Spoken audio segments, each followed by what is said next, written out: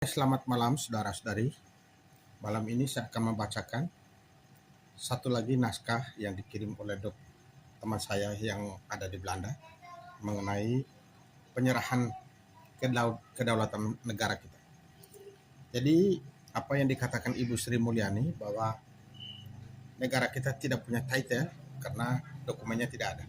Ternyata dokumen kita ada di Belanda, dan ini saya membuka satu persatu dokumentasi kita yang ada di Belanda, bagaimana penyerahan wilayah kekuasaan Belanda kepada wilayah-wilayah kita. Oke, malam ini saya bacakan dulu. Ini barusan saya dapat informasi dari pengiriman dari Belanda ke sini. Dari perspektif historis dan sistematis berdasarkan hukum internasional dan kajian sejarah. 1. Proklamasi 17 Agustus 1945.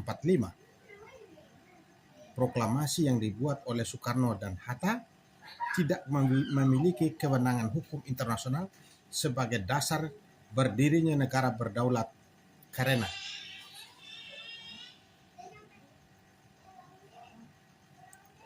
tidak adanya proses referendum yang melibatkan rakyat di wilayah yang diklaim. 2. Proklamasi tersebut tidak diakui oleh otoritas kolonial Belanda maupun oleh masyarakat internasional pada saat itu. Proklamasi tersebut hanyalah deklarasi sepihak tanpa pengakuan hukum yang mendukungnya. 2. Pengakuan kemerdekaan Indonesia secara de jure. Kemerdekaan Indonesia baru diakui pada tanggal 27 Desember 1949 setelah konferensi meja bunda KMB di Den Haag. Ini yang benar. Penandatanganan 9 perjanjian internasional antara Belanda, Indonesia, dan pihak ketiga. Bentuk negara yang diakui masyarakat internasional adalah Republik Indonesia Serikat atau RIS, bukan Negara Kesatuan Republik Indonesia atau NKRI yang diproklamasikan pada tahun 1945. RIS kemudian secara resmi terdaftar di Perserikatan Bangsa-Bangsa sebagai negara berdaulat yang mencakup wilayah bekas Hindia Belanda dari Aceh hingga Maluku. Jadi ingat, dari Aceh hingga Maluku. 3. Struktur Republik Indonesia Serikat atau RIS. RIS berdiri dari 7 negara bagian federal, misalnya Republik Indonesia Yogyakarta, Negara Indonesia Timur, Negara Pasundan, dan lain-lain. Dan 9 daerah otonom. Ini berarti bahwa mulai 27 Desember 1949 Indonesia berdiri sebagai federasi negara-negara bagian Nusantara di bawah sistem pemerintahan federal. 4. Pembubaran RIS pada tahun 1950. Soekarno mendorong pembubaran RIS dan konversinya menjadi NKRI. Proses ini tidak dilakukan melalui referendum di antara rakyat yang di setiap negara bagian federal atau daerah otonom. Dari perspektif hukum internasional, pembubaran RIS merupakan tindakan sepihak dan ilegal, yang berarti NKRI dapat dipandang sebagai konstruksi politik yang direkayasa oleh Soekarno alih-alih sebagai entitas hukum internasional yang sah. 5. Wilayah RIS versus wilayah NKRI menurut dokumen internasional. Wilayah sah RIS adalah bekas Hindia Belanda dari Aceh hingga Maluku. Nugini Barat atau Papua tetap berada di bawah kendali Belanda hingga tahun 1962 dan tidak pernah menjadi bagian dari RIS.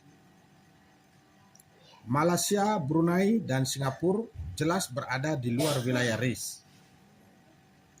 Dengan demikian, klaim NKRI bahwa Papua Barat telah menjadi bagian integral Indonesia sejak Proklamasi 1945 adalah narasi politik, bukan fakta hukum.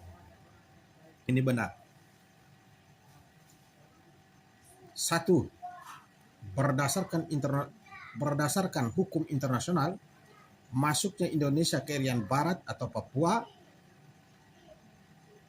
Perjanjian New York 15 Agustus 1962, perjanjian antara Belanda dan Indonesia yang difasilitasi oleh Perserikatan Bangsa-Bangsa yang menetapkan pengalihan kewenangan administratif kepada UNTEA, Otoritas Eksekutif Sementara Perserikatan Bangsa-Bangsa, dan kemudian dari UNTEA ke Indonesia dengan syarat-syarat tertentu.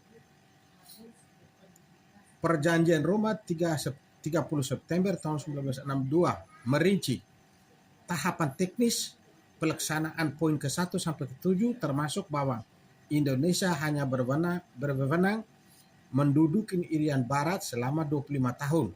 Itu poin kedua.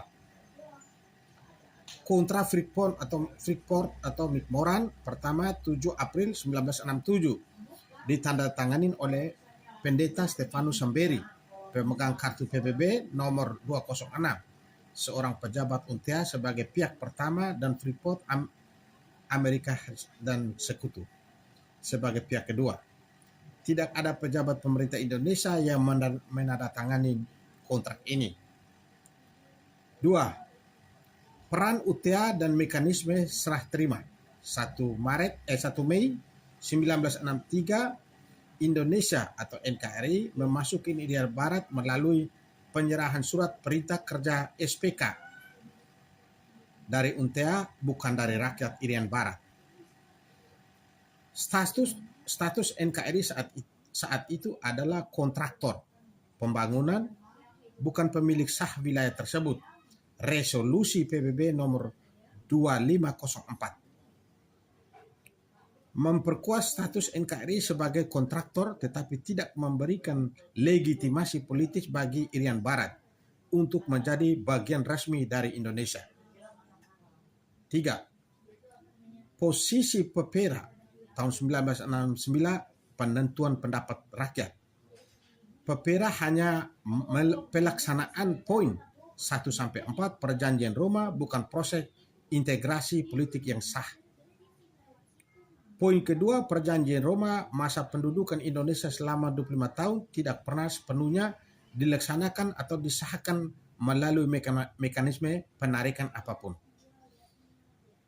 4. Kesimpulan dan usulan solusi karena NKRI memasuki Irian Barat melalui perjanjian internasional dan dengan mandat terbatas. Setiap resolusi juga harus mengikuti mekanisme internasional yang sama. 1. PBB memulihkan UNTEA. 2. NKRI menyerahkan kembali kewenangan administratif kepada UNTEA. 3. UNTEA menyerahkan kewenangan kepada pemerintah / Otoritas Irian Barat, pemegang mandat PBB nomor 206. Inilah sejarah yang asli. Karena ini dokumennya dari Belanda, dikirim ke saya. Jadi saya meluruskan sejarah yang sebenarnya. Jadi dokumen ini tidak sembarang dikirim, karena hanya orang-orang tertentu. Karena saya punya channel, jadi saya meminta kepada dia untuk mengirimkan semua dokumen-dokumen yang ada di sana yang menyangkut NKRI. Oleh sebab itu sebenarnya kalau menurut saya apa yang dikatakan oleh Ibu Sri Mulyani bahwa Indonesia tidak mempunyai dokumen kita atau apa yang dikatakan oleh beliau itu, ini benar karena dokumen kita nggak ada di istana, itu nggak ada dokumen. Ternyata dokumen kita tuh tidak ada, memang dokumennya yang ada tuh hanya di Belanda. Oleh sebab itu kita tuh tidak punya title. Jadi seperti kata Ibu Sri Mulyani, kita nggak punya title. Memang benar. Ini ibaratnya begini, kalau saya ngomong, sedalam apapun kalau kita menguburkan kebusukan atau bangkai, kita menguburkan bangkai, satu saat dia akan tercium baunya. Tapi sejelek apapun yang kita menutup pintu ini tentang kebenaran satu saat akan dibuka.